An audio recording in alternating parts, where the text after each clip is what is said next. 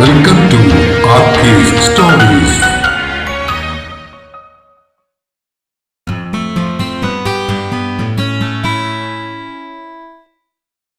പ്രിയ പ്രണയിനി ഭാഗം 47. രചനയും അവതരണവും രഘുദാസ് കാട്ടുങ്കൽ. അപ്പോഴും ഇരുട്ടിൽ മുങ്ങി നിന്നിരുന്ന പഴയ ബംഗ്ലാവിന്റെ മുറ്റത്തെ മരണതുല്യമായ നിശബ്ദതയെ ഭേദിച്ചുകൊണ്ട് ക്രിസ്റ്റിയുടെ കാർ ഇരമ്പി തുടങ്ങി. പിൻസീറ്റിൽ അതുവരെ അനുഭവിച്ച ദുരിതങ്ങളുടെയും ഭയത്തിന്റെയും ഭാരമെല്ലാം ഇറക്കി വെച്ച് സുരക്ഷിതത്വത്തിന്റെ ചൂടിലേക്ക് രശ്മികയും ഭാരതി ചേച്ചിയും ആശ്വാസത്തോടെ അമർന്നിരുന്നു. അവർക്ക് കാവലായി മുൻ സീറ്റിൽ ഗൗരവത്തോടെ സെബാസ്റ്റ്യൻ സാറും ഉണ്ടായിരുന്നു. പൂട്ട് തല്ലി തകർത്ത് തുറന്നിട്ടിരുന്ന തുരുമ്പിച്ച ഗേറ്റ് കടന്ന് കാർ റോഡിലേക്ക് ഇറങ്ങിയതും പിന്നാലെ സുരക്ഷിതമായ അകമ്പടി ഒരുക്കിക്കൊണ്ട് ദേവന്റെ സ്കൂട്ടറും പ്രദീപിന്റെ ബൈക്കും സ്ഥാനം പിടിച്ചു. ദേവന്റെ പിന്നിൽ വിശ്വനും പ്രദീപിന്റെ പിന്നിൽ സുധീഷും. നേരം വെളുത്തു തുടങ്ങിയിട്ടില്ലാത്ത ഗ്രാമവീഥികൾ അപ്പോൾ മൂടൽ മഞ്ഞിൽ പുതഞ്ഞു കിടക്കുകയായിരുന്നു. തെരുവിളക്കുകളില്ലാത്ത വിജനമായ പാതയിൽ വാഹനങ്ങളുടെ ഹെഡ്ലൈറ്റുകൾ തീർത്ത നീളൻ വെളിച്ചം ആ ഇരുട്ടിനെ കീറി മുറിച്ച് മുന്നോട്ടു പാഞ്ഞു. യാത്രക്കിടയിൽ മുഖത്തേക്ക് വീശിയടിച്ച തണുത്ത കാറ്റിൽ വിശ്വന്റെ നെറ്റിയിലെ മുറിവിൽ നേരിയ നീറ്റൽ അനുഭവപ്പെടുന്നുണ്ടായിരുന്നുവെങ്കിലും ആ തണുപ്പിനെ വകവെക്കാതെ വരാൻ പോകുന്ന വലിയൊരു പോരാട്ടത്തിനുള്ള തയ്യാറെടുപ്പിലായിരുന്നു അവന്റെ മനസ്സ്. ശാരീരികമായ യുദ്ധം കഴിഞ്ഞിരിക്കുന്നു. ഇനി നടക്കാൻ പോകുന്നത് സത്യം തെളിയിക്കാനുള്ള പോരാട്ടമാണ്. വിശ്വന്റെ വീടായിരുന്നു അവരുടെ ലക്ഷ്യം.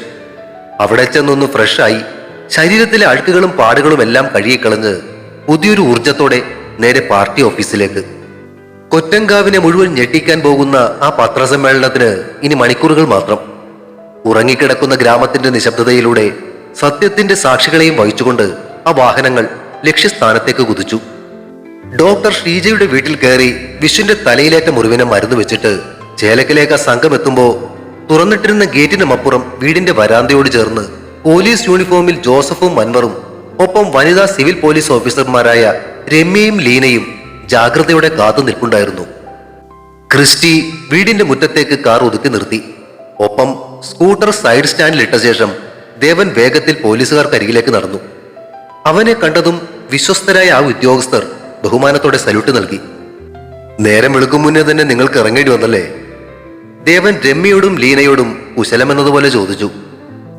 അവരുടെ മുഖത്ത് ഉറക്കമിളപ്പിന്റെ ക്ഷീണമൊന്നും ഉണ്ടായിരുന്നില്ല.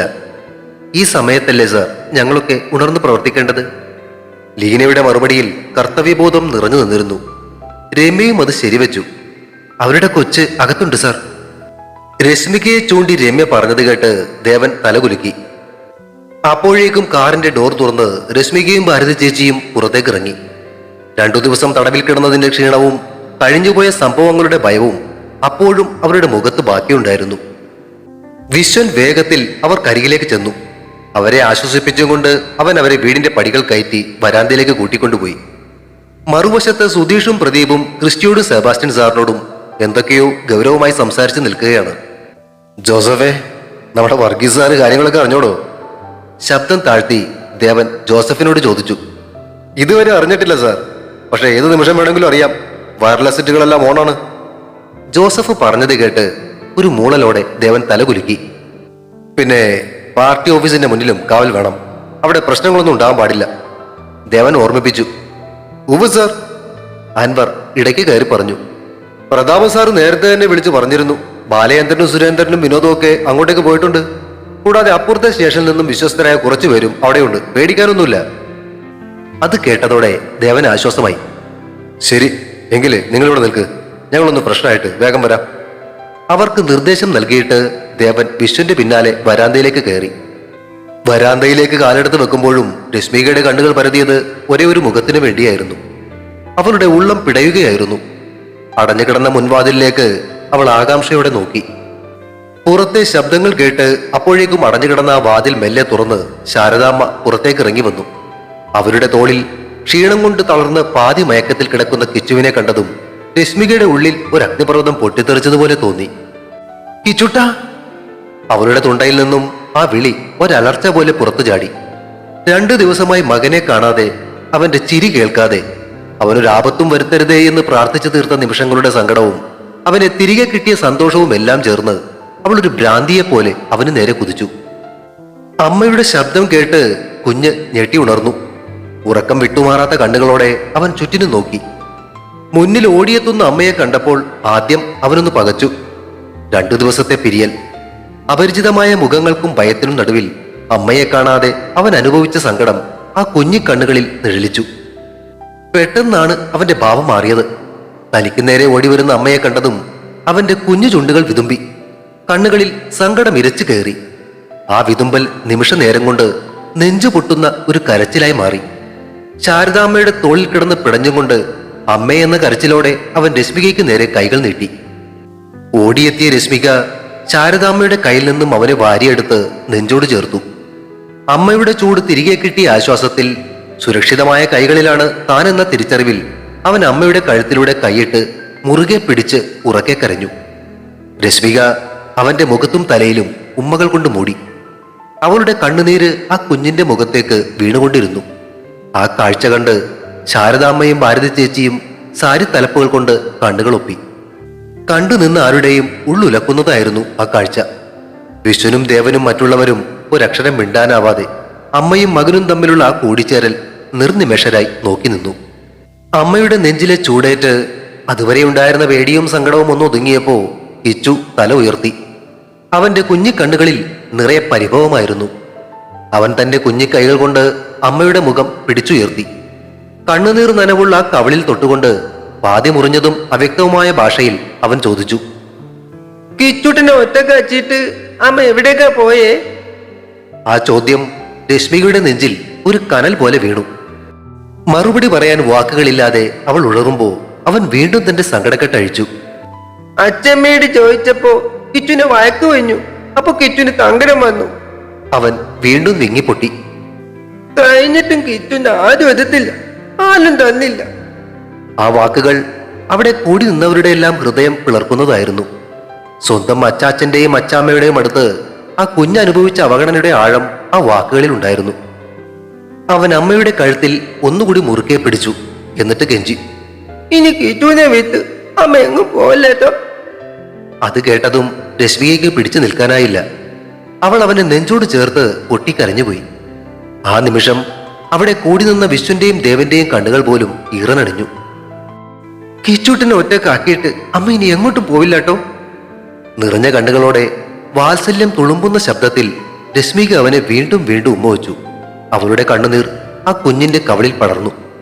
അമ്മയുടെ ചൂട് കിട്ടിയതോടെ കിച്ചുവിന് ധൈര്യം വന്നു. അവൻ കുഞ്ഞിക്കൈ കൊണ്ട് കണ്ണു തുളച്ച് പിന്നിൽ നിന്നിരുന്ന ശാരദാമ്മയെ ചൂണ്ടിക്കാണിച്ചിട്ട് കൊഞ്ചലോടെ പറഞ്ഞു, കിച്ചുവിന്റെ അച്ഛമ്മ ചീത്തയാ. നമുക്ക് ഈ അമ്മമ്മ മതിയിട്ടമ്മേ. കിച്ചുവിന് ഈ അമ്മമ്മ പാല് എന്നല്ലോ. അവന്റെ നിഷ്കളങ്കമായ ആ പറച്ചിൽ കേട്ട് സങ്കടത്തിനിടയിലും ശാരദാമ്മയുടെ മുഖത്ത് സ്നേഹം നിറഞ്ഞൊരു ചിരി വിരിഞ്ഞു. അവർ വാത്സല്യത്തോടെ അവന്റെ തലയിൽ തഴുകി. ആ സമയം കൊച്ചിന്റെ വർത്തമാനം കേട്ട ദേവൻ അർത്ഥവത്തായ ഒരു ചിരിയോടെ വിശ്വനെ നോക്കി എങ്ങനെയുണ്ട് എന്ന ഭാവത്തിൽ പുരികങ്ങൾ ഉയർത്തി. അവന്റെ ആ നോട്ടം വിശ്വൻ കണ്ടെങ്കിലും അവനത് കാണാത്ത മട്ടിൽ ഗൗരവം നടിച്ചു നിന്നു. അപ്പോഴാണ് വിശ്വന്റെ തലയുടെ പിൻവശത്തെ പ്ലാസ്റ്റർ ശാരദാമ്മ കണ്ടത്. ആഹാ, തലയില് ഡെക്കറേഷനൊക്കെ ഉണ്ടല്ലോടാ. ശാരദാമ്മയുടെ ചോദ്യം ആ അന്തരീക്ഷത്തിന്റെ കനം ഒന്ന് കുറച്ചു. ചെറുതായിട്ട്. വിശ്വൻ ചിരിച്ചുകൊണ്ട് അമ്മയെ ചേർത്ത് പിടിച്ചു. അവന്റെ മുടിയിലൊന്ന് തലോടിയിട്ട് ശാരദാമ്മ എല്ലാവരെയും അകത്തേക്ക് ക്ഷണിച്ചു.